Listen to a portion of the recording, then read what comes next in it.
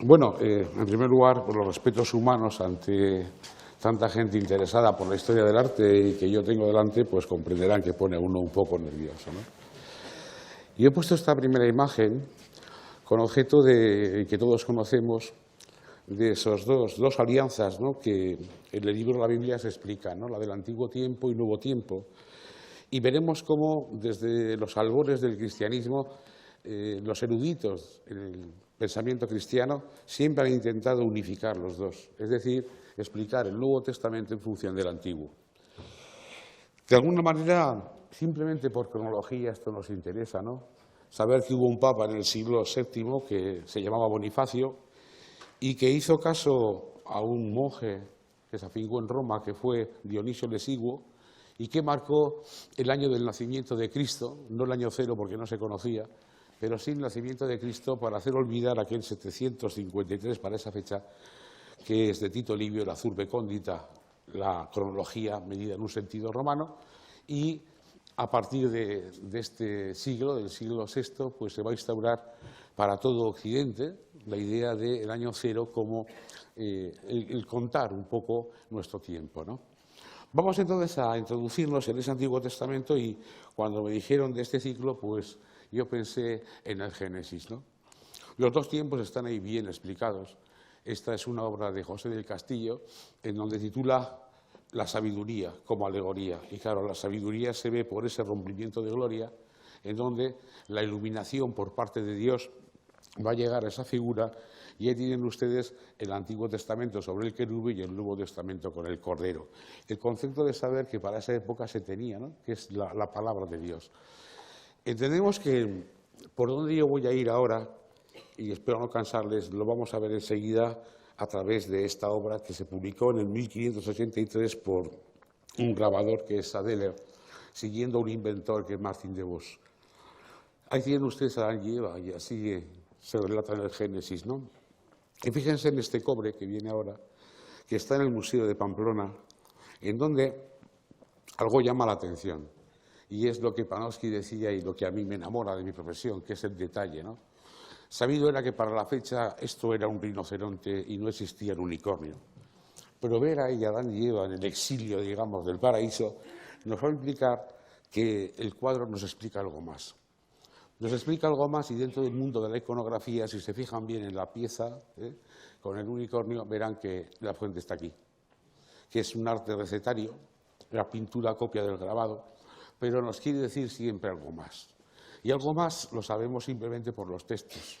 Y son muchas, aquí podríamos poner muchos textos, pero simplemente con este autor del 16 y esta obra tienen ustedes todo un bestiario. Y un bestiario en donde se explica claramente qué es ese unicornio. Y nos lo propone como el sanador. El unicornio Preoculisira era muy violento y simplemente con su cuerno, tocando las aguas ponzoñosas, la sanaba y permitía la vida de los demás animales. En consecuencia, esto lo entendemos. No es otra cosa que el Antiguo Testamento en espera de llegada del Nuevo, de ese cuerno de justicia que es árbol de la Santa Cruz, que es Cristo, para unificar el Antiguo Tiempo y el Nuevo Tiempo. Ya lo ven, esta es una obra que los cristianos del siglo XVI usaron mucho de ella, es un libro de horas. Un libro de horas titulado Orturus Anime, en donde tenemos a Cristo y la imagen del unicornio, Cristo como Salvador. Esa lectura que hace, bueno, que la obra de arte se convierta en lo que todos decimos, una imagen vale más que 1000 palabras. Y la imagen, vemos que con el unicornio lo que nos dice es que vale más que 1000 palabras porque lo explica, ¿no? Este es el pequeño resumen que yo he hecho y vamos a discurrir por esto. Y en primer lugar, lo que se ve como la mitología griega, pues parece que tiene cierta relación con lo que va a ser la Biblia y la lectura del Génesis, porque, claro, Hesíodo, en el siglo VIII a.C., nos habla del caos. Y nos habla del caos como un espacio abierto, simplemente. No se preocupan del Big Bang, de cómo nace el espacio, sino que ya está hecho. Al principio existía el caos, es decir, un espacio abierto. Y la Biblia nos dice que Dios creó el cielo y la tierra, ni cómo ni de qué manera, pero que lo creó. Y ahí tenemos esa especie de espacio abierto de caos que quizás yo la la imagen que más he encontrado que se acerca a lo que dice Hesíodo sea esta. Este es un clérigo, bueno, se metió clérigo, un pintor que algún cuadro tiene el Museo del Prado de él. Por ejemplo, sí, el matrimonio de Micer, de Lorenzo Lotto. Lorenzo Lotto es muy enigmático y en la silla de coro en Bérgamo, en Santa María Mayor de Bérgamo, lo titula El caos, espacio abierto, abre las manos, abre las manos.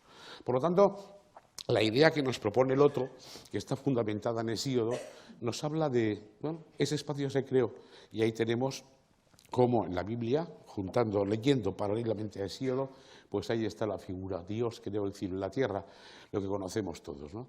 Crea el cielo y la tierra. Y en la mitología está el espacio abierto, el caos, espacio abierto donde saldrá la tierra, la noche, el tártaro, el erebo, y donde saldrá también lo que todo lo mueve, el motor que todo lo mueve, que es Eros, la tensión, ¿no? Y bueno, diferentes eruditos de aquellas épocas nos hablan que los ángeles estaban en presencia de Dios, pero otros sostienen la acción del mundo. Es decir, el movimiento del mundo se da a través de los seres perfectos que acompañaban a Dios, los ángeles, ¿no? En la iconografía, antes del siglo IX, es difícil ver a Dios Padre en forma de anciano venerable. La representación generalmente era una mano, poder. Pero aparece Dios Padre cuando los eruditos ya del siglo VIII, IX empiezan a ver que Daniel lo describe. Y vi a un anciano con largas barbas, anciano venerable, y de ahí que a partir de esa fecha, siglo IX, veamos ya la figura de Dios Padre. Un Dios Padre creador, pero los detalles. Si observan ustedes la imagen, verán a un Dios anciano, el anciano venerable de Daniel, y luego veremos que en la creación también hay un joven. ¿Por qué? Por el credo. Los apóstoles se vieron solos y dijeron, ¿y ahora qué hacemos? Dispergarnos por todo el mundo. ¿Y cuál es nuestro símbolo de la fe? Creo en Dios Padre Todopoderoso, creador del cielo y la tierra. Y esto veremos que en la historia del arte, pues vemos que está así, creador del cielo y tierra. Y vemos además cómo creó el cielo y la tierra, pero cómo toda la estructura cósmica griega, que duró hasta el siglo XVI finales, ¿verdad?, está ahí. En la Biblia no se habla de el primero que tenemos allá, es Tauro, el simbolito de Tauro. Luego tenemos el simbolito aquí de Géminis, ahí está. Tenemos a Leo, a Leo hasta aquí, y tenemos a Capricornio y a Cáncer. De eso no se dice nada, pero el cristianismo va asumiendo esa concepción cósmica que ya los griegos, ya desde el siglo V, definieron y que Ptolomeo la hace universal, ¿no? Y vemos cómo en este cobre, pues no solamente está esto, sino que la fuente la tenemos clara, que está sacada y copiada diametralmente del grabado. Y incluso fíjense ustedes, cómo para representar a Dios, y el grabador lo que hace es Dios Padre, pero si estamos en un país protestante, pone el tetragramatón, quita la figura de Dios, pero es la misma imagen, la misma. Luego el grabado como elemento difusor de la pintura, ¿no? Y ahí varía y tenemos a un Dios joven. ¿Por qué?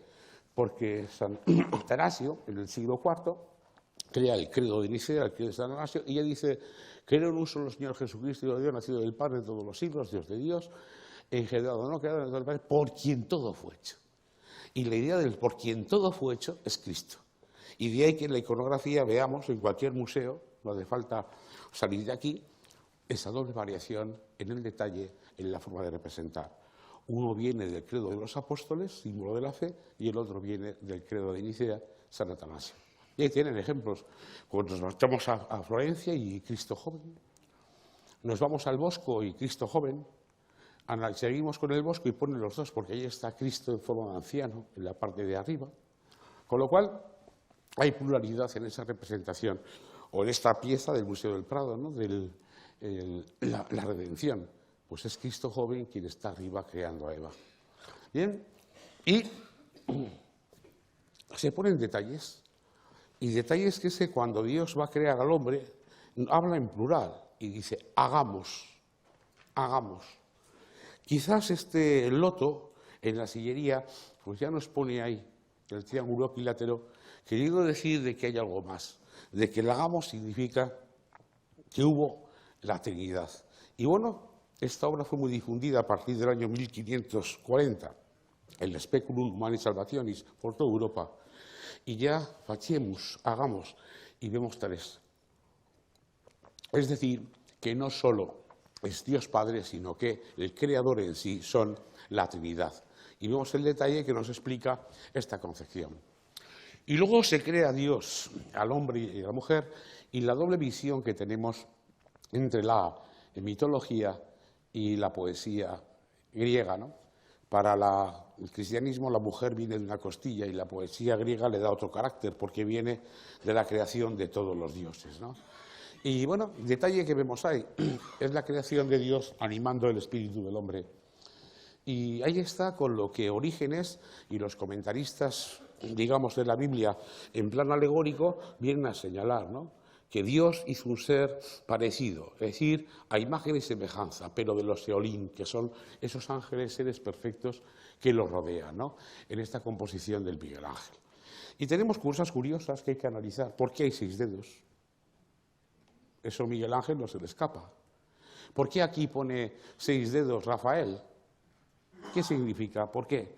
La historia del arte es un campo abierto, en donde los jóvenes, ¿verdad? Y los jóvenes, los diletantes, pueden todavía avanzar y dar explicaciones, ¿no? Explicaciones como esta.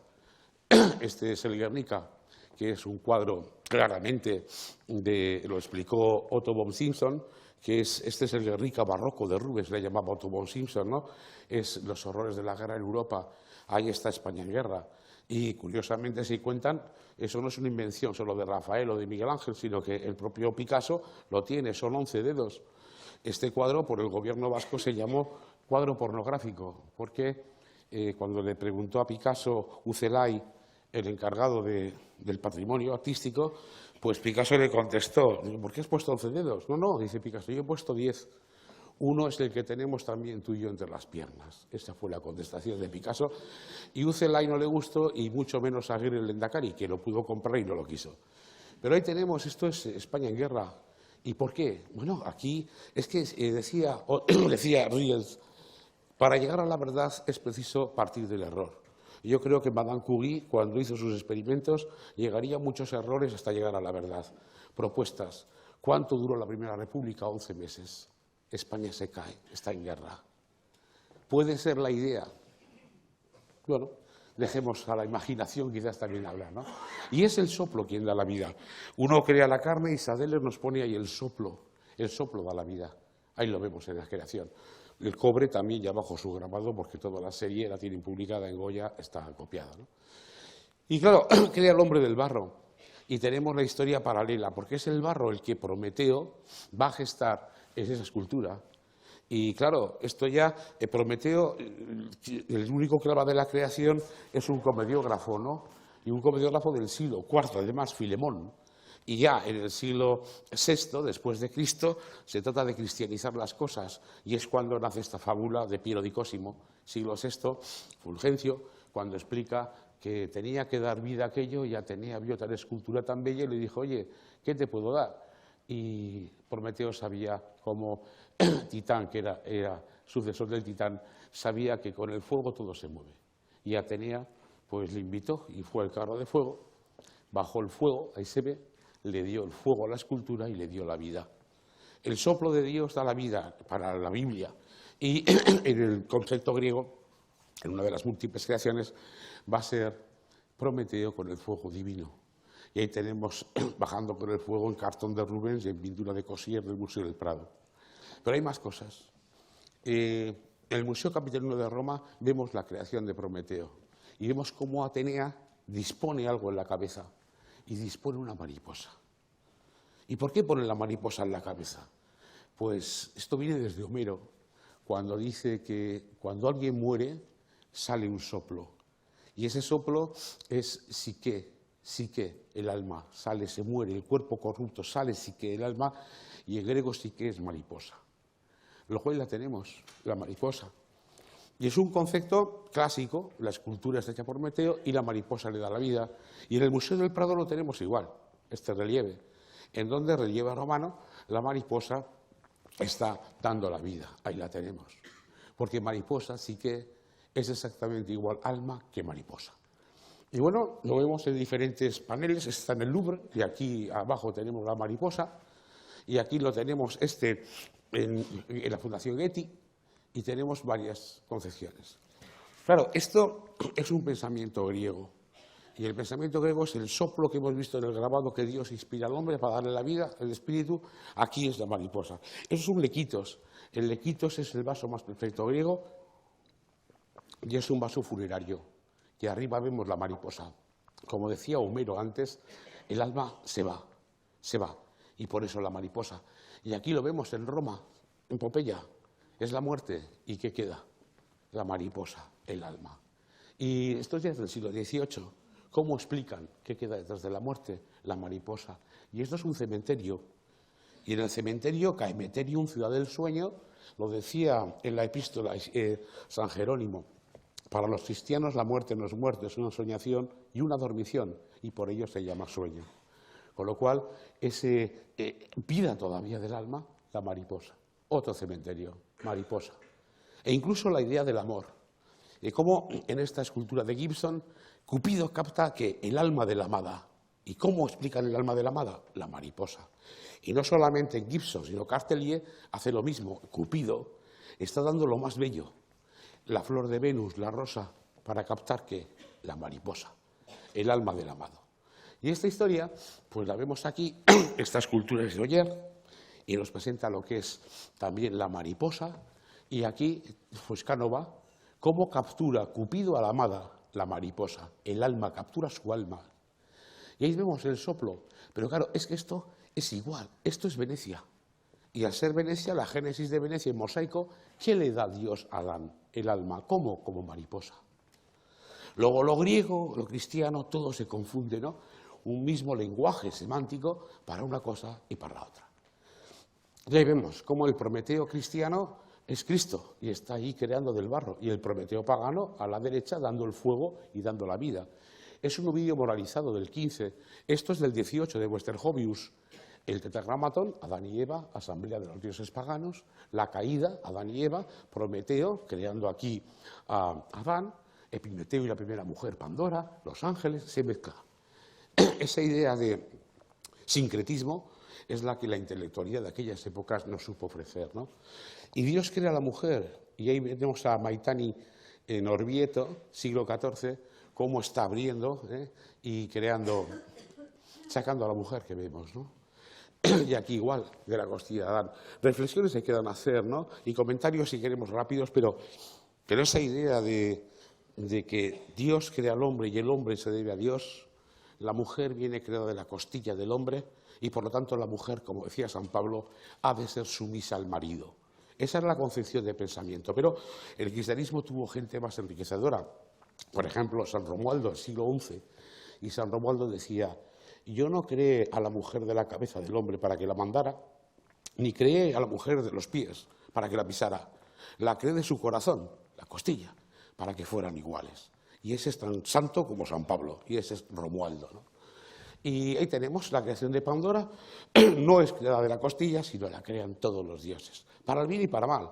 ¿Por qué? Le dieron la belleza de Venus, le dieron todo, y hasta el engaño de ese dios del caduceo, el dios de los negocios, como lo tenemos ahí en el Banco de España cercano, que está toda la cerca llena de caduceos, ¿no? Pues lo crean ahí. Y lo hace Calot, y lo hace Bernat Picard, que es el que hemos visto, y es muy general, ¿no? Y aquí incluso tenemos a Calderón de la Barca, que en este tapiz, que creo que está en el Prado de Pimmenecker, lo cambia. Ya no es Prometeo, sí es Prometeo, perdón, no es el hombre, sino es la mujer. Y Prometeo, la misma fábula que cuenta Fulgencio, está con el barro, con Atenea, está Atenea diciéndole coge el fuego del carro, pero ya le da a la mujer. Otra creación que es la Pandora de Calderón. Y ahí lo ven, cómo se fue adaptando también las cosas en el 17 en ese tapiz de Pannemaker. Y bueno, avanzamos un poquito. ¿Y esto qué es? ¿Cómo nos explican que hubo una edad de oro donde el hombre tuvo que salir? Y esto está en la Biblia. Y vivía muy bien, pero pasó lo que pasó y tuvo que salir. En los clásicos, Hesíodo nos habla de esa era o edad de oro. Una edad de oro donde vivían hombres que morían jóvenes, pero no morían, se convertían en genios positivos. Y esos hombres se alimentaban de bellotas. Entonces Miguel Ángel lo que hace aquí, los Inudi, que es pues presentarnos jóvenes con bellotas. Es la edad de oro. ¿Y me lo invento yo? No. Vasari en las vidas lo dice. cuando Julio II de la Rovere encargó esto a Miguel Ángel, quería que hiciera una nueva edad de oro. Una nueva edad de oro, eran genios y comían bellotas, como cuenta Ovidio. Luego ahí está incluso el emblema, el blasón de los de la Rovere, como fueron Sixto IV y como fue Julio II, bellotas, bellotas, la edad de oro. Ese paraíso perdido, ¿verdad?, pero que en el Génesis amanece como una edad de oro, al igual que hay. Como lo cristiano y lo pagano, de alguna manera, se hermanan, ¿no? Y este cuadro del Museo del Prado de Alost, ahí está la caída, allá, creación y ahí la caída. Y los 4 temperamentos. Hipócrates habló de los 4 elementos. Y ya en el siglo II después de Cristo, pues Galeno asoció los temperamentos, los elementos a los temperamentos asociados. Y pues si vemos la obra de los árabes, en este caso Umasar del siglo IX, igual se asocia a los planetas, temperamentos, elementos, todo, ¿no? Una ciencia plural, y eso viene de ahí. Los grabaditos que van informando de la iconografía del fuego, el aire, el agua y la tierra, los 4 temperamentos, los 4 elementos que dan origen y se asocian por Galeno a los 4 temperamentos. Ya Panofsky estudió. En el momento de comer la manzana, el hombre perdió su perfección. Y es lo que todos y cada uno que estamos aquí sentados somos distintos.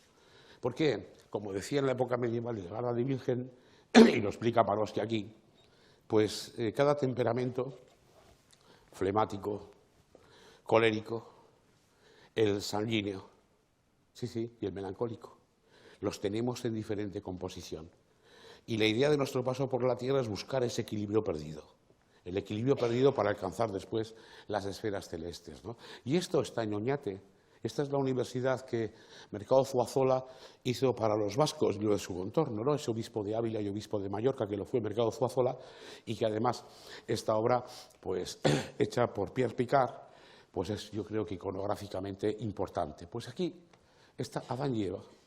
¿Qué es la universidad? Una casa del saber. ¿Y qué se perdió por eso? El equilibrio humano. Se descompensaron los humores por el saber alcanzar el equilibrio que está ahí expresado por Adán y Eva. Y son detalles. ¿Por qué aparece denostada la mujer? Porque yo creo que la sonrisa etrusca es el único tiempo en la historia, creo yo, de Occidente donde la mujer fue libre, como tal como se puede entender. Ni en Grecia, ni en Roma, ni después, posteriormente, ¿no? Por eso que la sonrisa etrusca lo explica todo, como explica cómo dispone el sexo femenino. Este igual es un ejemplo histórico para nosotros, porque puede ser la primera vez que en las artes aparece la serpiente con cabeza de mujer. Ahí. Esto viene de Pedro de Comestor, del siglo XII, un inglés, que comparó a la mujer con la víbora, con la serpiente. Se justifica a algunos que también eso habló Beda el Venerable en el siglo VIII, pero debe ser Pedro de Comestor, quien irradió esa idea que está en Amiens, y que vemos ya cómo la Biblia Pauperum, que fue muy difundida, como veremos y hablaremos enseguida, nos pone a la serpiente tentadora en cabeza de mujer, por esa idea de que fue la que, según cuenta la Biblia, tentó al hombre, ¿no? Y ahí tenemos Speculum Humanis Salvationes, 1460, y también la cabeza de mujer, ¿no? O cómo grandes artistas de Rafael se hereda y se pone esa cabeza tentadora de la mujer como imagen de la maldad, o cómo lo hace también Uccello, o cómo en el Museo del Prado tenemos a Facchetti Facchetti. Pero un detalle curioso, la pintura del Prado tiene una novedad que ahí me llama la atención, formal. Esa serpiente mujer tiene 2 colas. Y yo no he visto, seguro que habrá, pero esto tiene 2 colas, que es del grabador Brie. Y yo creo que la fuente, porque no he encontrado otra, que de seguro que habrá, está ahí. Miguel Ángel tiene 2 colas. En detalles que se van fijando las cosas, ¿no? Y lo bonito de nuestra historia del arte que otro lo bajará más abajo y otro más abajo y otro buscará más contenidos semánticos, ¿no? Y claro, lo que le da es una manzana que, pues Isidoro de Sevilla ya es esto, el malum es redondo, ¿no? Malum, redondo. Y como la manzana fue tentadora, porque podía ser redondo, puede ser una pera, puede ser un higo, puede ser lo que sea. Y se ha divulgado la manzana, pero en la iconografía pagana también, ¿no? La tentación de Venus, la manzana.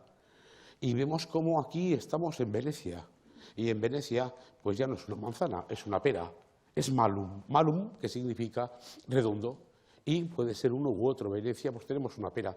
Sin embargo, ya en la mitología también la maldad se explica por qué. La discordia nos invita a las bodas de Tris y Peleo y al banquete lo que echa es malum, un fruto redondo, la manzana que llevará posteriormente, como sabemos, si le damos ahí con Mercurio, en pintura de Jordaens, llevará al juicio de París. Juicio de París que para Fulgencio lo que explica es todo el desarrollo de toda la humanidad.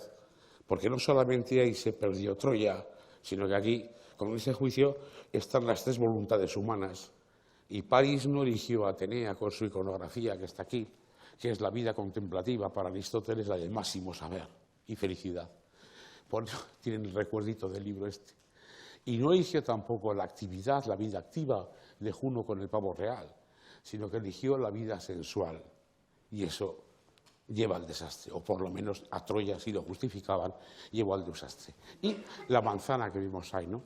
Incluso en el Museo del Prado, cuando Linus hace esta composición de Tentaciones de San Antonio, aparte de lo lujurioso que vemos con el mono aquí, está la manzana. Luego la manzana va a ser un atributo muy general que va a explicar esa idea, ¿no? Y, bueno, pues tenemos el escultor también. Es ahí, ¿por qué cuando nosotros en la historia del arte explicamos las Madonas decimos Virgen con el niño? Siguiente, Virgen con el niño. Es que a partir de Trens, del año 61, presbítero Manuel Trens, no hemos sido capaces, los historiadores del arte, de saber que cuando Cristo lleva algo se lee. Es decir, que para ese que lleva la manzana y esta pieza del Museo del Prado de Vergara, ¿por qué le da Juan Bautista la manzana? Va a ser el Redentor, y el Redentor de un pecado cometido por la manzana. Luego va a poner fin, luego algo se podrá decir, y no debemos de quedar en la obra ya tardía, y muy bien hecha, por cierto, de Manuel Trens, ¿no? Y es aquí cómo los detalles nos explican en el Museo del Prado que el hombre come la manzana, pero claro, siempre el hombre se le disculpa, es curioso. Y dicen que no comió la manzana, que la mordió. Y al morder iba a tragar, pero no tragó, y se le quedó, y a los varones nos ha salido esto, la glándula tiroidea. Eso es lo que hace aquí, en la tabla del siglo XII, el maestro de Maderuelo, la tienen aquí al lado. Hace así, me he quedado. Solo hace en el siglo XII Maderuelo, porque esto está en Flor y Novella, es una obrita del siglo XIII, y en el Jardín de Adán está el pomo de Adán. Este es el pomo de Adán, este. Y eso está ahí, pero es que lo tenemos también, bueno, ahí está más cerca, miren, miniaturas, está ahí, se le quedó aquí, por eso, ahí está. Ha pecado, pero no ha pecado, es a medias, es un pecadillo, pues bueno, ¿hasta dónde llegará? Y ahí lo vemos también, ahí lo vemos, está así, ay, ¿qué he hecho yo? Y esto es la cruz de Curuchaga, en Durango, en donde ha habido confusiones, me decía Eva, no, esto es que ha mordido a Adán, se ve el mordisco y se le ha quedado aquí. Porque como decía Manuel Guerra dice en su estudio del románico que en aquel tiempo en el paraíso no había peluquero. De ahí que tenga las melenas hasta aquí, los dos. No había peluquero. Y se le queda ahí la manzana, se le queda ahí. Y ahí la tenemos, en Durango, la cruz de Curuchaga, una piedra de muchas toneladas, ¿no? Y bueno, y es Pandora quien dice que echa los males, como vemos aquí en los grabados de Antonio de Trento, ¿no? Echa los males. ¿Y quién no conoce Eva Prima Pandora? Es decir, Eva Prima Pandora. ¿Y por qué no hay una segunda? Cuestionemos la pintura. Es decir, ¿por qué no hay una segunda? Eva, por la serpiente, llevó a la muerte. Y Pandora nos echó los males. ¿Y aquella otra cajita que hay ahí, qué es? ¿Aquella dorada? Es decir, Jean Cousin, cuando hace esta pintura, pues también hace grabados. Y este lo titula de otra manera. Lo titula Lutetia Nova Pandora. París, Nueva Pandora. Y está también con la jarra, ¿no? O el vaso. Y también lo que nos hace es disposición, recordando los fata homérica, de cómo Júpiter dispensa los bienes y los males a través de dos jarras. Y aquí lo tenemos en Fontainebleau, en la entrada de Francisco I, en el Colegio de Francia, que arriba hay dos jarras que explica esa idea. Yo es que esto, me van a disculpar, pero aquí y ahí. Entonces, las dos jarras de Eva Prima Pandora, pudiera ser de que esto también está en el Palacio Argijo, Júpiter con las dos jarras a su lado, distribución de bienes y males, pudiera ser las dos jarras que se pueda unir con María, Es decir, yo creo que si vamos por los templos italianos, dudo que encontremos alguna sepultura del siglo XV o XVI donde no está María en el medio. Escultor que queramos, y María. Porque María lo dice ahí, Vorágine, ese obispo de Génova del siglo XIII, ¿no? Y su leyenda dorada. Y no voy a dejar huérfanos a esos otros hijos tuyos, María, dice Cristo, de la tierra tan maternalmente amados por tu corazón. Porque cuando te hice Virgen Madre, te hice también muro protector del mundo entero. Ahí está Vorágine cuando está justificando a María Corredentora, que en las sepulturas italianas, bueno, pues que están todas, ¿no? Hasta la de los Medici, porque los dos Medici miran a quién, Cosme y Damián, patrono de los Medici, los médicos, pero María. Y en ese sentido, pues aquí está la idea que yo he dicho antes, ¿no? El Antiguo Testamento, Eva desobedeció, vieja Eva y nueva Eva. Y claro, ¿y por qué esto?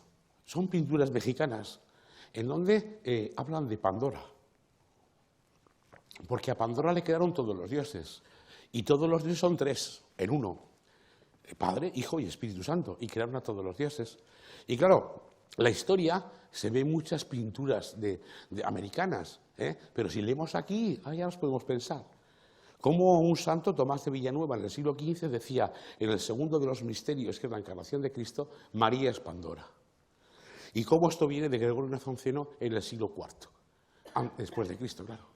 Luego ahí tenemos, en vez del vaso antiguo del veneno, trajiste al mundo original Pandora, O, ¿qué serían esos dos vasos? Eva, prima Pandora, ¿y la segunda? ¿Pudiera haber el otro vaso? Es decir, todos los bienes a través de María, ¿no? Incluso cuando Pío IX, 1854, abre el dogma de María Inmaculada, allá tenemos los tres. La creación de la belleza más pura, la Pandora, belleza espiritual. Pero claro, ¿qué pasó? Que tras la caída lo que vino está bien. Por Hansen Malbrehan es la muerte, y está en la muerte. Y como en esta pintura que está aquí al lado, en el Thyssen, de un maestro alemán del XV, pues arriba tenemos ofreciendo a la mujer al hombre la muerte. La serpiente, porque se pensaba que tras la muerte del caballo nacían abejas y tras la muerte del ser humano nacían serpientes. La serpiente. La ignorancia aquí vencida y la máscara, que es la visión clara del fraude, de la herejía. Elementos todos que debemos de leer y que enriquecen la pintura y que nos dan un sentido, ¿no? Y ahí está el Eclesiástico 20:33. De la mujer tuvo principio el pecado y por su casa de ella morimos todos. La mujer ofreciendo la muerte, ¿no? En esa visión, que bueno, porque es curioso, creo que en la Biblia, si yo no me equivoco, la prohibición de Dios de comer de ese árbol del conocimiento es a Adán, no a Eva. Luego Eva, yo no soy teólogo, pero no cayó voluntariamente porque lo desconocía. Y ahí tenemos la explicación, que esto es, hasta la Capilla Sixtina está aquí en Holbein, ¿no? Por el pecado vino la muerte. Y es la época de la ley que está en la Biblia no la puede cumplir nadie, por eso todos salsean a dormir porque nadie puede llegar a los cielos. Es la época del rigor, la época de la ley, el Antiguo Testamento, y la otra es la de la gracia, ya más universal. De los peruanos, los rusos, todos ya no es un pueblo elegido, ya son todos, que por los méritos de Cristo se pueden salvar. Es Cristo victorioso de la muerte, ¿no? Y aquí está el lema de Isaías, que sería una cuestión también a estudiar y analizar.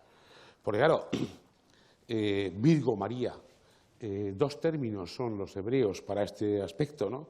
Sí, Alma y Betulá. Uno significa doncella virgen y la otra doncella casadera. Y tradujeron partenos, virgen, por la segunda Betulá, que es la que dice la Biblia hebrea.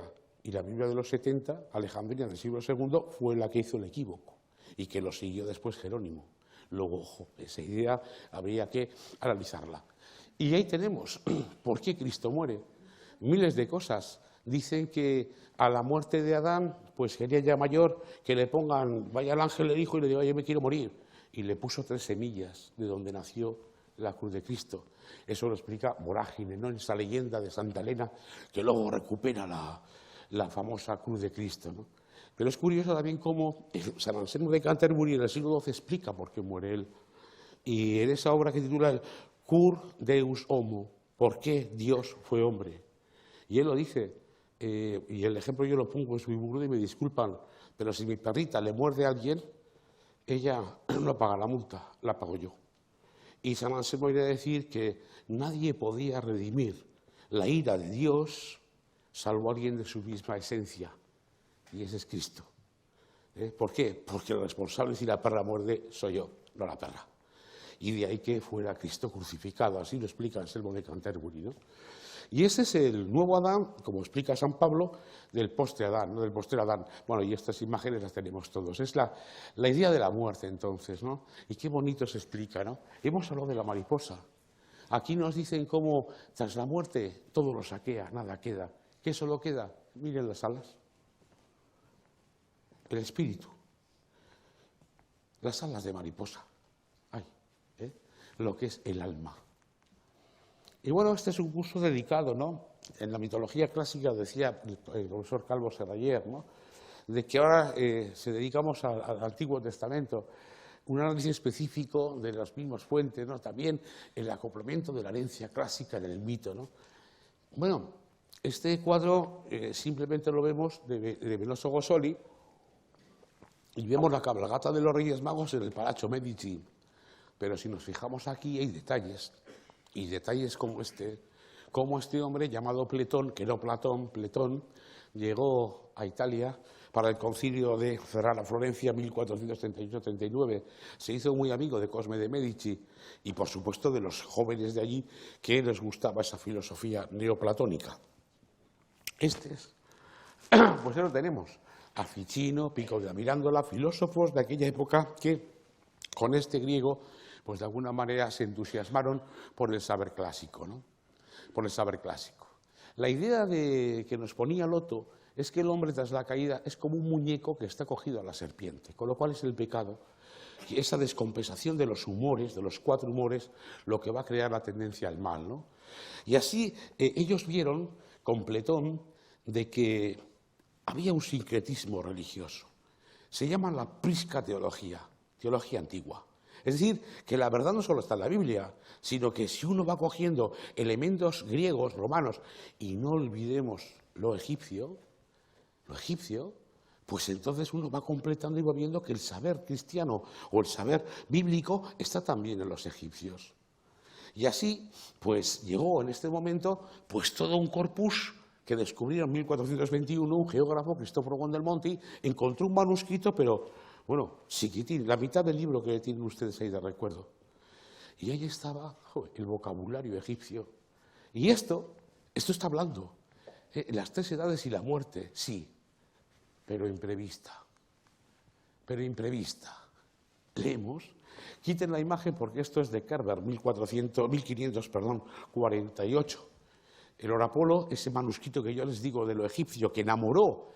Y la prueba de que enamoró es que los manuscritos que se hicieron en el 15, la edición de Aldo Manuncio del 1505 en griego y las ediciones de toda Europa que se dieron de este texto y que los artistas lo seguían por derecha, izquierda y perifrástica por todo. ¿Cómo representa muerte imprevista? Un cuervo nocturno, esto es la lechuza, un cuervo nocturno representa muerte, pues se acerca de repente a los polluelos de las conejas por la noche, como la muerte se acerca de pronto. Esto es Hans Baldung-Grien, la muerte imprevista al niño, al joven, a la mayor, y es la muerte imprevista aquí, en el carro de heno. ¿Por qué? Porque está ahí el búho, la lechuza. A los jóvenes les llega la muerte, es toda la vida, es carro de heno. Y ahí tienen aquí como los grabadores del 16, es que es la muerte imprevista la que puede llegar enseguida, hasta los novios, ahí hasta arriba, la lechuza y la muerte. Y es carro de la muerte, y miren aquí arriba lo que está ahí, el búho. Es un lenguaje universal. Y en el Museo del Prado, pues si vemos el triunfo de la muerte, vean ustedes aquí, carro de la muerte y quién está aquí. Luego es un lenguaje universal que los artistas del norte y del sur van entendiendo que por otros, ese sincretismo, pues que pueden explicar muchas realidades. ¿Y qué hace Miguel Ángel aquí? Pues cuando explica la misma idea, la última noche, el búho, la última noche. ¿Y qué es la máscara en latín? Larva. ¿Y qué pasa cuando uno se muere? La larva. ¿Y qué es más? Platón le decía, cuando habla en el Fedón, oye, es que vamos a tener miedo a la muerte los estudiosos, como si fuera un fantasma que a un niño se le representara, como si fuera una máscara que a un niño se le representara. Sarcófagos romanos del siglo III en Ostia, El niño se asusta. Platón, el Fedón. Emblemas del siglo XVI, Katz. Viene la muerte, el fantasma. Y luego Ripa, ¿no? La gran enciclopedia, ¿no? La muerte es una máscara que se le presenta a cada uno conforme él esté formado para tal visión, ¿no? Y ahí tenemos como en el bosco, en el Jardín de las Delicias, 1, 2, 3 búhos. 1, 2, 3. Bueno, la juventud también le toca. O aquí, a este Cristo fue prendido, pero fue prendido no porque le pusieran fuego, cogido para matarlo.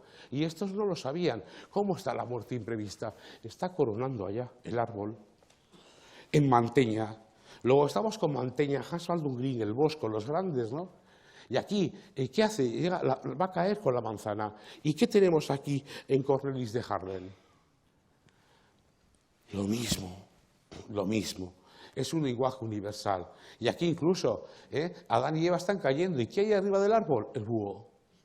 Te está hablando. El arte te habla. Este es Tiziano, lo tenemos ahí en el Museo del Prado. Y decía Boster, Rubén de España lo cuenta, ¿no? Velázquez, ¿tú quieres ser buen pintor? Sí, vete a Italia y copia a Tiziano. Así se lo dijo. Y claro, él copió a Tiziano, como lo vemos ahí. Y la copia de Tiziano es esta. O sea, esto. ¿Y qué añade Rubens? En los bestiarios ya hablan del zorro, como imagen del diablo, que lo tenemos aquí. Pero allí lo que hay no es un zorro, es un papagayo. Y ese papagayo es imagen de la elocuencia. ¿Qué les faltó a Adán y Eva? Elocuencia. ¿Qué tenemos ahí? Ahí a la izquierda, la elocuencia, la retórica. ¿Qué hay ahí? ¿Por qué la manzana? ¿Quién va a vencer la manzana perdida? El papagayo, Cristo. ¿Y por qué hace esto Martin Schongauer? Está ahí, la pera y está el papagayo. Y aquí Van Eyck, ¿por qué pone en este retrato de Van Paele el papagayo? Es la elocuencia. Es la elocuencia, es la prudencia y la vigilancia que les faltó a Adán y Eva. Ahí está el papagayo, en el maestro ese. Incluso Durero, ¿por qué lo pone ahí? El papagayo es tan inteligente que posa en una rama. Porque la serpiente, si quiere cogerle, casca la rama y puede volar. Y les faltó prudencia. Por eso Rubens, que claro, el maestro de Rubens fue Otto Benius, ¿no? Y Otto Benius, pues como saben ustedes, pues aparte de sus emblematas de amor, la emblemata horaciana que está en internet y la pueden ver, pues es un juego de emblemas muy seguido, ¿no? Muy seguido por grandes artistas. Es el maestro de la metáfora Rubens, ¿no? Y ahí tenemos el papagayo arriba, y aquí está, las aves del paraíso. ¿Por qué? Porque el papagayo, decía el bestiario toscano, solo puede vivir, o vivía, perdón, en el río Jordán, ave del paraíso, en el río Jordán. Y fíjense una historia, este es Giulio Clovio. Esto fue robado de la Capilla Sixtina porque fue el libro de horas que estaba en la Capilla Sixtina. 200 años estuvo. Y este es Giulio Clovio, el mejor miniaturista que hubo en el 16, ¿no? Y sus imágenes también fueron muy seguidas. Pero Giulio Clovio, ¿qué tiene ahí? Y si vemos bien, está ahí. Y este está aquí. Está ahí. Esa imagen del papagayo que vemos aquí, y cómo Saavedra Fajardo, que fue ese embajador de España para la paz de Münster, en la idea de un príncipe cristiano, lo explica, ¿no? Esa prudencia que debe tener para colocar el nido y no lo mate la serpiente. Y aquí incluso Tiepolo, ¿qué hizo Apolo? Tiró el disco y mató a Jacinto. ¿Qué le faltó? Prudencia. Arriba el papagayo. Y claro, Alberti lo dice, ¿no? Que lo más importante en la pintura es el sentido. Uno puede pintar muy bien y muy bonito, pero lo importante es el sentido. Y Filóstratos ya en el siglo IV decía, la sabiduría que contiene o la oportunidad de lo representado, que es a mi entender lo más importante de la pintura, el suceso semántico que nos puede ofrecer, ¿no? Y aquí está Juana de Piacenza, que hizo el monasterio que conocen ustedes en Piacenza, y Juana hizo 2 cámaras, una por Correggio, esta, Diana la Castidad, y todo alegorías que vemos arriba mitológicas. E hizo luego esta también, y esta también es la cámara suya, está junto, es chiquitina. Y ahí nos pone cosas del Antiguo Testamento, y nos pone alegorías, como la castidad tenemos ahí con el unicornio, o Simón y Pera, calmando la sed del preso, y tenemos esta, Adán y Eva. ¿Y esto qué pasó? Que cayeran es algo que parecía imposible que sucediera. Andar por las aguas parecía imposible que Pedro lo pudiera hacer. Y matar a los niños parece algo imposible que pueda suceder en la cámara de Juana de Piacenza. ¿Y esto qué es? Pues esto es esto. cómo se representa lo que es imposible que suceda. Entendiendo que esto, claro, hoy sabemos por Champollion que es del siglo V después de Cristo, pero es que la mentira construyó una realidad, porque esto pensaron todos los que lo utilizan, los grandes artistas, que era del 1500 antes de Cristo. El error fue grave, pero así fue. Y para simular lo posible que suceda, unos pies de hombre paseándose por el agua. Esto es. Aquello imposible que suceda es esto. Y así lo explican por alegorías, ¿no? Bueno, ahí tenemos esa operación que decimos, ¿no?, de la creación, y como algunos han comentado, parece que lo que Dios pone, y es una cosa muy difícil de explicar, y Dios creó al hombre, varón y hembra lo creó. Y viendo que el hombre estaba solo, Dios creó a la mujer, pero no había creado varón y hembra, y es la idea del andrógino, ¿no?, que Platón en el banquete habla. El andrógino tuvo tanta fuerza que lo tuvieron que partir. Y alguno, pues por ahí se equivocan los detalles, dice que, pues bueno, que ahí están los dos sexos. No es cierto. No es cierto, porque ver el sexo y ver que al lado, de donde Miguel Ángel lo sacó, que es de la Quercha, es el sexo masculino, y ahí lo vemos, el siguiente panel, la creación de Eva, sexo masculino con claridad, con lo cual lo del andrógino, pues no, y si vemos también a Abraham con los hijos, pues lo mismo. O sea, pero sí que la idea del andrógino vemos que Leonardo la hace, y que Meyer, en los libros de alquimia, en el 17, lo pone con pluralidad, lo pone cada 2 por 3, ¿no?, como idea de mayor perfección. Y ahí tenemos en Meyer, ¿no?, la mayor concordancia está en el uno, son los dos sexos. Y cómo Anó lo explica muy bien. Anó dice, bueno, los neoplatónicos como Ficino y León Hebreo, en ese libro precioso que tiene, Diálogos de Amor, explican que lo que nos pasa hoy en día a todos es la búsqueda de la unidad perdida, y que el hombre tiende a la unidad perdida. En ese sentido, pues Anó junta los dos sexos, para explicar que, en un sentido moral, como es Anó en la Picta Poesis, que es un libro de emblemas, que si eres un sátiro y ves el amor sensual exclusivo, te viene la discordia, como en las aves. Y de alguna manera tienes que ser un poco, pues, como hace picándose sus polluelos para alimentarlos, es decir, la unión mosaica, en donde uno deje de ser él para ser la otra y la otra deje de ser ella para ser el otro, o sea, esa unión perfecta, el complemento de los dos, ¿no? Eso, el matrimonio mosaico que Anó aquí quiere defender como el más perfecto, y, insisto, la idea del andrógino como esa visión perdida. Y ahí tenemos, porque aquí, si se dan cuenta ustedes, hay un lazo, como está en Velázquez en la Venus, y el lazo lo explica, ¿cómo quiere representar amor? Mediante el lazo. Y bueno, la idea del andrógino que aparece aquí, que está en el Museo del Prado, en la fuente de los 12 Césares, si nos fijamos en el detalle, aquí está Salmacis y Hermafrodito, unidos los dos, ¿no? Y esa idea, repito, pues bueno, yo por lo menos no he conseguido explicar, los creo, varón y hembra lo creo, y luego después creo a la mujer. Parece que recuerda a Platón en el andrógino. Y en el banquete Platón habla de una cosa muy curiosa. ¿Cómo explica el amor? Que para mí me parece de una belleza exquisita, ¿no? Y habla de dos figuras, Poros y Penia. Poros era muy pobre. Poros era muy rico, sabio, y Penia era muy pobre. Y la astucia de Penia llevó a unirse con Poros en el jardín de la fiesta de Venus. Por esto es curioso, porque esa idea que pone Platón, resulta que la Baur, pues en un libro que tiene la Conferencia de la Fábula y de la Biblia, dice que esto está sacado de Adán y Eva, la caída.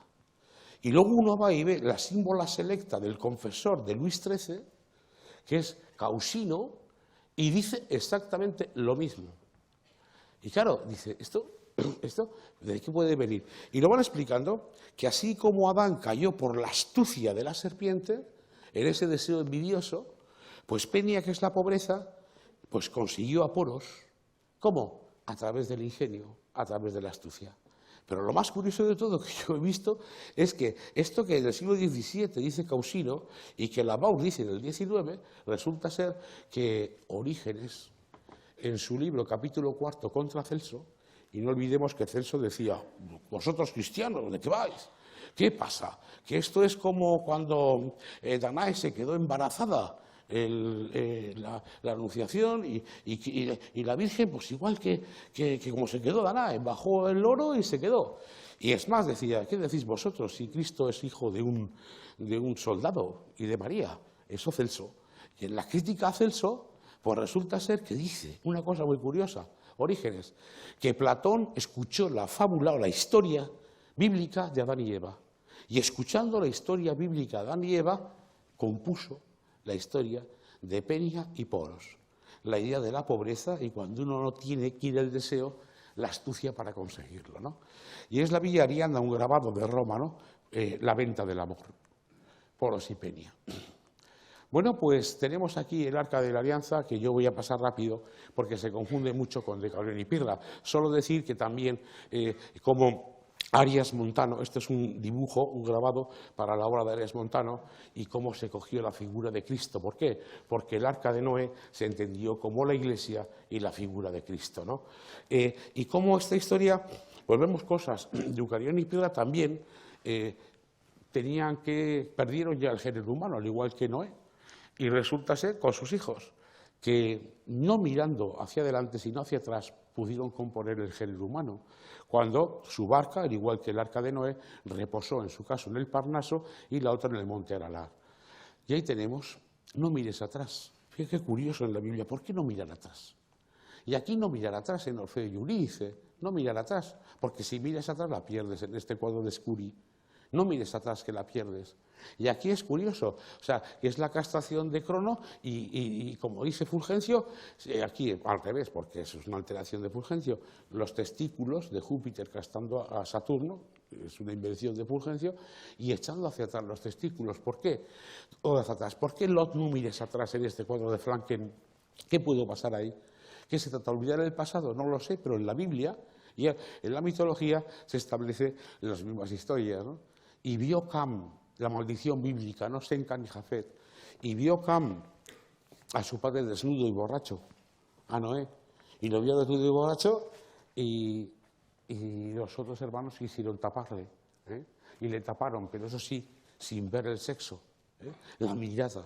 Como en la Biblia y en la mitología la mirada tiene una lectura, ¿no? Y esta historia que hemos visto antes de Holbein, es curioso, ¿no? El antiguo tiempo de la ley, el nuevo tiempo de la gracia. Y cómo esto no es una idea nueva. Esto el Abbé Suger, en Saint-Denis, pues lo dice, ¿no? Lo que Moisés vela, la doctrina cristiana lo revela. Pero Suger en el siglo XII no dice nada nuevo, porque es San Pablo, Epístola a los Corintios. La idea de ver el Antiguo Testamento con poca luz y el Nuevo Testamento con luz. Esta es la Biblia de Barrefeld, de la familia Caritatis, donde pudo estar, de seguro estuvo el hermano de Rubens, Felipe Rubens, pudo estar Rubens, estaba el mejor tipógrafo del siglo XVI europeo, cuando dijo el rey Plantino. O sea, es la Biblia de Barrefeld, familia Caritatis. Y te explica que las imágenes se convierten en figuras, porque hay que saberlas leer de forma alegórica, ¿no? Y entramos en esta pintura que tenemos aquí en el Museo del Prado, y que es del Bosco. Yo aquí me di cuenta, y perdonen ustedes por mi ignorancia, que el Bosco olvida lo fantasioso y el Bosco se convierte en un pintor pues de un naturalismo claro. Esta pintura el Bosco la hace hacia 1515, pero hay unas cuantas anteriores. Por ejemplo está el Metropolitan Museum 1475, que es la Epifanía. Le sigue otra pintura, que es la de Filadelfia, que es esta. Y donde yo les pido un favor, vamos a reparar luego. Aquí hay algo, el detalle. Y en la pintura posterior, que es la de la casa de Erasmo, en Bélgica, pues vemos, hay algo. Y llegamos a la de Hampton en Inglaterra y vemos que es que hay algo y hay algo. ¿Nos dice algo eso o no nos dice nada? Siguiendo el planteamiento de la Abbé Suger y siguiendo el planteamiento de San Pablo, lo que el Antiguo Testamento vela, el Nuevo lo revela. Y lo revela en la pintura del Prado. ¿Por qué? Pues son las más parecidas, ¿no? Y porque si vemos aquí, eso es la caída del maná. Lo siento, yo más fotos mejor no he podido sacar, un pequeño acto de fe, lo pueden ver. Y ahí está. ¿Y qué pasa? Pues que los libros que tenía el Bosco en Bois-le-Duc, antes de morir en el 16, esos son libros del 1430, es la Biblia Pauperum, Viva de los pobres, y el Speculum Humanae Salvationis, que son del 1460. Y ahí se explica claramente lo que es. En la Epifanía es el cuerpo de Cristo que llega en esa manifestación que hace, ¿no? Esa parusía. Y ahí está la cena junto a lo que es el maná. Y ahí tenemos que aquí está alguien ofreciendo algo a un rey. Y aquí tenemos como cae el ídolo que va a caer y las tablas de la ley que romperá Moisés. Y esto de aquí, pues lo tenemos ahí, el ídolo en la columna, y que va explicando la caída de los ídolos, porque ¿qué va a ser? En la Epifanía llega el Dios de todos, Dios universal, no para unos, y pone fin a la idolatría, es lo que se quiere decir, ¿no? Y ahí están las miniaturas que van a explicar esta historia. Pero vamos a llegar a esta pintura, la de Erasmo. ¿Y aquí qué hay? Parece que es un barco y dos querubines dorados que están llevando algo. ¿Qué puede ser eso? Curiosamente, el barco del Arca de Noé, lo tenemos a la izquierda en este grabado, el 17, y a la derecha el Arca. La unión del Arca de Noé como Arca de Salvación y el Arca de la Alianza, ¿no? Que en pinturas o dibujos, alemanes, ahí se puede ver. A mí lo que llama la atención es esto. Entramos en la pintura del Prado. ¿Esto qué es? Isaac portando la leña y el ángel parando para que no mate al hijo. Abraham e Isaac. Es que esto está en las Biblias para los pobres, bueno, llamarla así, sí, para los curas pobres, para explicar esa convergencia del Antiguo Testamento. Y explica que el que está en la pintura, que es Cristo, su triste final, que está ahí. Porque los Reyes Magos que llevan oro, ¿por qué? Porque es Dios. Llevan incienso, no, oro porque es rey, perdón, incienso porque es Dios. Y mirra, porque va a morir, eso lo dice Prudencio. Y aparte que lo diga Prudencio, eso lo tenemos también anteriormente hasta en Orígenes, en el siglo II. Dicho esto, se explica por qué está esto en la base de esta pintura. Pero aquí, ¿qué hay? Un rey, una señora que se arrodilla. ¿Aquí qué hay? Pues un rey, un tío que se arrodilla, un señor. Y claro, y ese gorro que lleva. Y es muy naturalista, porque es Abner, que deja a Saúl, el primer rey judío, y se va con David. El homenaje está ahí a la izquierda, aquí. Y eso de allí es eso. Y claro, y si seguimos avanzando, vemos aquí la convergencia y justamente con la Epifanía, Antiguo Testamento, lo tienen a la izquierda, en la Biblia Pauperum, y en el medio, miren que tienen la Epifanía y a la derecha la reina de Saba y Salomón. Las tres cosas que el Bosco recoge en la pintura del Prado. Las tres. Curioso. Y ahí tenemos, aquí, la reina de Saba y Salomón. Aquí Abner y David, exactamente igual que la Biblia Pauperum, ¿no? Y luego tenemos aquí, fíjense en este corderito, pues es Cristo como Samson, porque cuando anunció el ángel que Samson iba a nacer, pues ahí lo tienen en la miniatura, el corderito exactamente igual reflejado, ¿no? Reflejado. Bueno, pues son las miniaturas que nos van dando sentido a la pintura. Y esto que vemos aquí, ¿qué puede ser? Porque ese es un casco, ¿y qué puede ser? En este caso es el de Gaspar, porque Melchor lo lleva, y Baltasar tiene otro criado que lo lleva, ¿no? Y yo voy a ir un poco rápido, perdonen, porque el tiempo agobia. Si a esto le damos la vuelta es esto, y si le damos la vuelta a esto es un pico y esto es un ave con dos alas. Y si es un ave, algo quiere decir, y ahora va a buscarla. Y entonces el ave, luchando contra los aves, eran los pigmeos que luchaban, los pigmeos contra las grullas. Unas grullas que llegaban siempre en tiempo de primavera.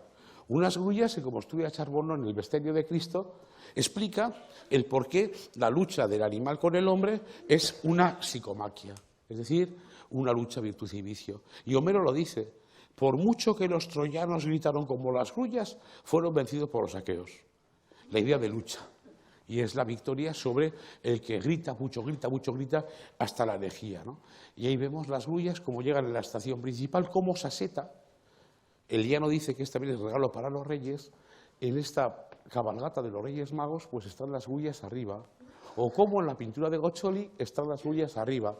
O como desde los griegos, romanos, etcétera, están las grullas y luchando los hombres con las grullas aquí. Eran muy vocingleras para callarles en el grito, ¿no? Y bueno, ejemplos, como hasta en el Bosco, en el Jardín de las Delicias, pues era ave de primavera, que llega siempre en primavera, como la lozanía de la juventud, pues están las grullas también allá. O como en el cuadro de Lisboa del Bosco, ya con un sentido más, digamos, fantástico, esa idea de Charbonneau, de enfrentamiento y lucha, la tenemos allá, la idea de psicomaquia. Pero es que este cuadro que tenemos del maestro de los Reyes Católicos en el Museo del Prado, ¿qué nos presenta? Pues es que es el inquisidor Torquemada, el que está allá. Ese que era sobrino de Juan de Torquemada, Alonso de Torquemada. Juan de Torquemada hizo el primer libro ilustrado de Italia, incunable, Juan de Torquemada, mientras que su sobrino Alonso los quemaba, ¿no? Pues Juan de Torquemada, que está ahí, el inquisidor. ¿Y cómo explican que los reyes defienden la verdad frente a la herejía? La herejía, ave vocinglera, está aquí, la lucha de las grullas. Luego, la misma idea que en el casco hemos visto en esa lucha contra la grulla, tenemos en el Bosco, ¿no? En el Bosco. Y bueno, esto es curioso. ¿Cómo llega el saber? ¿Cómo el cristianismo supo gestionar la idea de que todo el saber está impreso y viene de lo bíblico, ¿no? Hay un libro de Flavio Josefo del siglo I que fue muy seguido en la Edad Media y que en la general historia de Alfonso X el Sabio lo sigue también, y otros muchos como Pedro Comestor o como Rábano Mauro. Y es una cosita que vamos a comentar, si les parece rápido, y es la Biblioteca Vaticana. Como el Papa Sixto V, pues ese Cortile de Bramante lo mandó tapiar un poco y hacer la Biblioteca Vaticana con Domenico Fontana. ¿Y cómo cogió un cura, un sacerdote que es Rinaldi, y le dijo a Rinaldi con dos pintores, bueno, más pintores, pero dos, como puede ser Nebbia y como puede ser Guerra, y entre Nebbia, Guerra, siguiendo Rinaldi, componieron el programa pictórico muy variado. Daron cuenta que ahí están las bibliotecas de Europa, están los concilios habidos en Europa, las construcciones novedosas del gran urbanista que fue Sixto V. Y, curiosamente, esto, eso es el Cortile, esto. Es las 6 columnas que vemos aquí, cómo llega el saber. ¿Y cómo llega el saber? Pues esto, siguiendo a Flavio Josefo, van a empezar diciendo de que llega por Adán, porque Dios habló a Adán en hebreo, y la primera lengua escrita va a ser el hebreo. Y dice, en esa lengua escrita, que los hijos de Seth dispusieron en ladrillo y piedra todo el conocimiento humano, todas las artes liberales dispusieron escritas ahí, y que en época posdiluviana, pues los hijos de Noé las encontraron y que ahí están impresas en las columnas el conocimiento. Las artes liberales, esas artes liberales que, bueno, pues para uno poder hacer medicina en Montpellier tenía que ser bachiller en artes, para hacerlo en Salamanca, bachiller en artes, y para hacerlo en Oñate, bachiller en artes. Es decir, las 7 artes liberales como imagen del conocimiento, ¿no? Pues ahí estaban impresas, ahí. Y también, pues la misma columna se recoge a Moisés, por cuanto escribió y recibió las tablas escritas en hebreo. Dicho esto, pues vamos a ver cómo de aquí, pues realmente da sentido a las cosas. ¿Por qué Pisano en Siena dispone la columna y las 7 artes liberales? ¿Por qué están allá sibilas y profetas? Profetas para los judíos, sibilas para los gentiles, ¿no?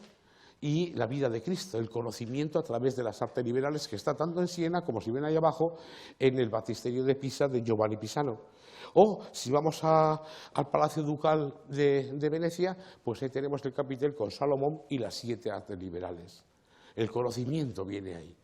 Y eso a través de Lamec, que con Ada y Sela, que fueron 2 esposas, tuvo 4 hijos, y ahí quieren fundamentar esa división, o ese conocimiento y difusión de las artes liberales que estaban ya impresas en las columnas de piedra y ladrillo de Seth, ¿no?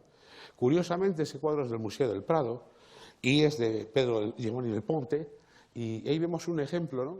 Primero, porque lleven esas, ya cuando veamos nosotros que llevan poligonal un nimbo, eso es una invención de Giotto, en Asís, Giotto, para crear alegorías. Alegoría de la prudencia con su nimbo poligonal, como está allá arriba, en Giovanni del Ponte del Museo del Prado, ¿no? Y nada, yo reparar, el tiempo nos va a comer, que es, pues, como en Orvieto, pues este es Maitani, el escultor, ya nos pone esta relación bíblica de las artes, ¿no? Como Noemí enseñó a leer, y cómo Jubal, en la Biblia se dice, conocía instrumentos músicos, y quizás en esta obra de Gaufurius, que es la teoría música, ya aparece Tubal, como el irradiador del arte musical. Es una de las artes liberales, como saben ustedes, la música del quadrivium, ¿no? Y asocian a Jubal con su hermanastro Tubal-Caín, porque tocaba en el yunque y eso daba las notas musicales, inventadas, como saben ustedes, por Guido d'Arezzo en el siglo XI, ¿no? Pero que se asociaron a los dos hermanastros, ¿no? Y ahí lo tenemos como incluso asocian con los clavos de Cristo, o como en la crónica de Florencia aparece Jubal con Tubal-Caín con los instrumentos músicos. O en esta obra, Margarita filosófica de Reitz, ahí lo vemos leer Tubal, y lo vemos ahí en Venecia, Tubal-Caín, música. Cómo ya las figuras bíblicas se quisieron entroncar con el conocimiento de las disciplinas de las artes liberales. O como en la Cámara Borgia, si vamos a Roma, la Cámara Borgia, perdón, pues ya vemos aquí con el yunque y el martillo, pues golpeando como invención de lo que son las artes músicas. O Loto, cuando pinta en la alegoría de la música, lo hace con Tubal-Caín. O si vamos a la Capilla de los Españoles, que está en general, aquí está Tubal-Caín, en referencia a la música, ¿no? O incluso Giovanni, el hermano de Masaccio, Giovanni di Ser Giovanni, a la hora de explicar en el Museo de Arte de Cataluña la alegoría de la música, pues vemos aquí y tenemos el elemento bíblico como imagen de la música. Es Dosodosi quien dispone al divino herrero Vulcano, con la misma idea, asociar lo que es el mito con lo bíblico mediante la creación de las notas musicales, ¿no? Y bueno, pues aquí estamos viendo esa alegoría que vemos ahí, Noemí, enseñando la gramática como una alegoría clara de lo que va a ser la gramática. Siempre aparece con el niño que tenemos aquí, ¿no?, en esta Capilla de los Españoles de Florencia. Bueno, no sé si quieren que siga un poco, porque igual es que yo estoy agobiado por el tiempo y no sé.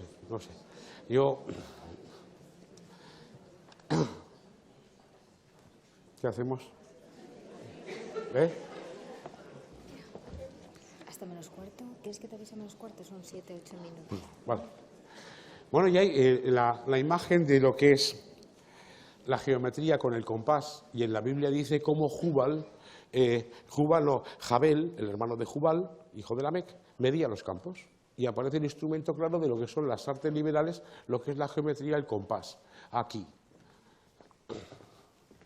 En la obra del Museo del Prado que pueden ustedes ver, ¿no? O sea, es un juego de alegorías que el Génesis da para mucho y sus figuras se trasladan, ¿no? La imagen de la astrología y cómo, pues, Alfonso X el Sabio, Crónica General Historia, pues resulta ser que dice que Cam es Zoroastro. Y van buscando esa relación de la cultura pagana con la cultura cristiana. E incluso este cuadro de Bourmaire, ¿no?, como la astrología que tanto dominó. Bueno, yo 5 minutos, pero igual ponemos un poco de atención, perdón. Claro, si es que el hombre decimos que no es un ave para quedarse, si ave de paso, entenderemos que la ciencia que 3 artes y 4 centraba era la astrología. ¿Por qué? Porque el hombre muere y a algún sitio va. De ahí que la astrología tenía esa prioridad. Pero Isidoro de Sevilla lo explica, hay 2 tipos de astrología. Una astrología brujeril, Bourmaire lo pone aquí muy bien hecho, con el diablo, y supersticiosa. Y un conocimiento astral natural, que es el de la parte izquierda. Las 2 variaciones del conocimiento de los astros. Uno sirve para la agricultura, sirve para el conocimiento de las esferas, sirve para muchas cosas. Y el otro, pues, es un juego del demonio. La astrología llegó, el Chaya Picatriz, aquí hace el año 1000, Isidoro, eran piedras mágicas para contrarrestar la fuerza de los planetas. Y eso, pues, el propio Alfonso X el Sabio mandó traducir. Y una copia llegó hasta Ficino, o sea que realmente eso era importante. Y se asocia Hermes Trismegisto, Cam y Abraham. Se entiende muchas veces, todo se mezcla, que Abraham, el primer patriarca, es Hermes Trismegisto, así de claro. Y Hermes Trismegisto fue aquel que se le atribuye esos escritos arcanos, como el Corpus Hermeticum, el Asclepio, que llegaron a Florencia del Renacimiento y se tradujeron enseguida, ¿no? Y es el conocimiento de la astrología a través de estas figuras, el conocimiento de los astros. Pues si uno va al pavimento de Siena, que Vasari decía que era el pavimento más bonito que él podía conocer en toda Europa, se encuentra Hermes Trismegisto, contemporáneo Moisés. Y ahí pone escrito que todas las leyes y las letras fueron inventadas por este sabio ancestral que es Hermes Trismegisto. Y claro, el cristianismo lo que hizo fue asociarlo a la figura de Moisés o a la figura de Abraham, ¿no? ¿Y cómo se entiende esto? Pues en ese Corpus Hermeticum, que prontamente Cosme mandó traducir, Cosme de Medici, es en ese corpus, que también se creía que era de tipo inmemorial y es del siglo III o IV, él explica unos pasos del ser humano, ¿no? Y dice que en nuestro paso y el devenir del mundo, pues hay un mundo material que está aquí abajo, una región natural tuya y mía que vivimos del día a la noche, 3.000, 5.000, 7.000 días, y luego hay una elevación hacia el alma cósmica de los planetas para llegar al domo, lo circular, que es la mente cósmica. Miguel Ángel estuvo solo ahí. Miguel Ángel conocía a miembros de la Academia Carnegie como Ficino. Y esto, si no se lee el Corpus Hermeticum, pues es difícil de entender, que sino casi imposible. Es el paso, porque claro, la obra está incompleta. Toda la parte final de aquí faltan. Y son los ríos del Averno, que copias quedan. Con lo cual digo yo voy a uña de caballo y muy mal ahora, pero bueno, está el texto escrito y el ver que todo esto es fruto de mucha cabeza y de mucho pensamiento, ¿no? Y que estas obras que yo he dicho, como el Corpus Hermeticum, lo tienen gratis en Internet, ¿no? Y pueden ver pues, que había toda una filosofía detrás de estas creaciones que tenemos aquí, no solamente los elementos que hemos analizado, sino la propia arquitectura, ¿no? Y de ahí que Zanchi, con esta pintura, pues nos pone arriba a Abraham y abajo a Euclides, enseñándole no ya el conocimiento del cielo, sino la geometría. Se quiso cristianizar todo, ¿no? Yo voy a hacer una incorrección, que es ponerles una foto, una imagen. Porque claro, yo seguía así y estas cosas, ¿no? Y la imagen que yo quisiera poner, si alguien me ayuda, es a pasarles la última, si puede ser. ¿Sí? ¿Alguien sabe de esto? Sí. Pues sí, pasarle al listado, las tres últimas. La última ya vamos a abusar un poco. Vamos a poner las 4 últimas. ¿Qué te parece? 4 últimas. Diría yo, no, eso es que no, esto sea. Ay, no, un poco más atrás. Más atrás. Ahí, no, la otra, ya, una más, tira, ya que estamos aquí, una más. Una más. Bien, vamos a terminar con esto. Yo quería terminar así, vamos a terminar con saltándonos unas cuantas, pero bueno, tienen la publicación y algo quizás haya podido quedar. Cuando Carpaccio hace esta pintura, yo creo que no, son 2 minutos, ¿eh?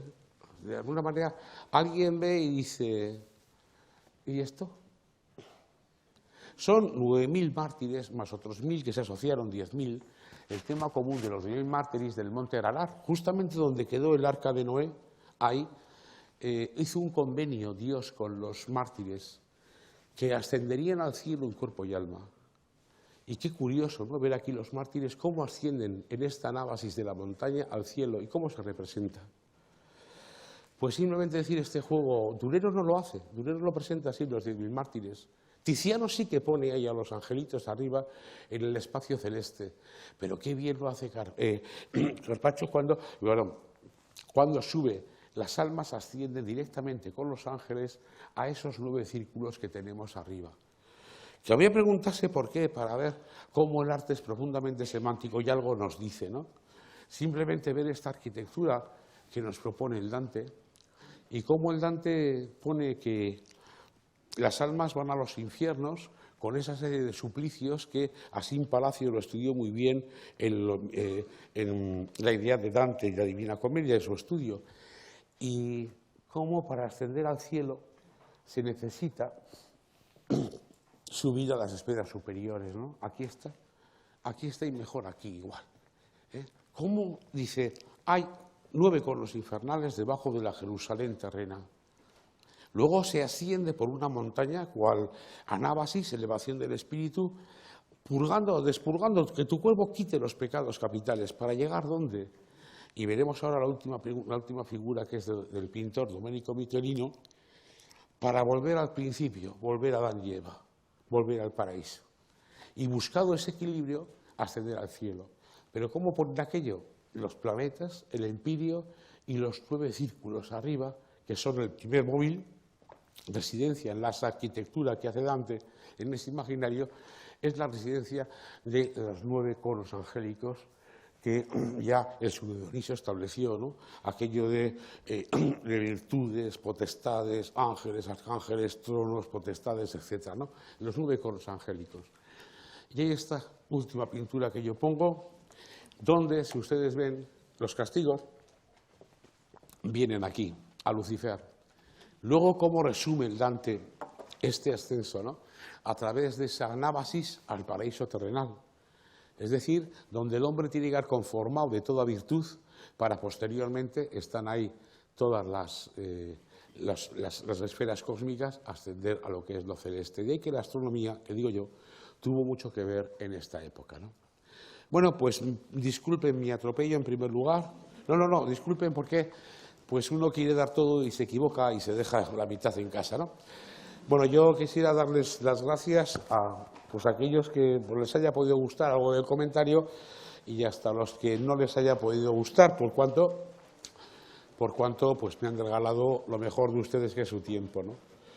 Y avisar a la Fundación Amigos del Museo del Prado, porque esta es la segunda vez y no hay 2 sin 3. Por lo tanto, en vez de decirles adiós, les digo que hasta luego y calcularé mejor, ¿vale?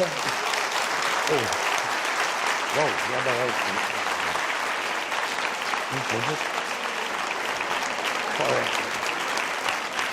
Buah, ¿qué me pasa? Prueba superada. No, me quedo con la...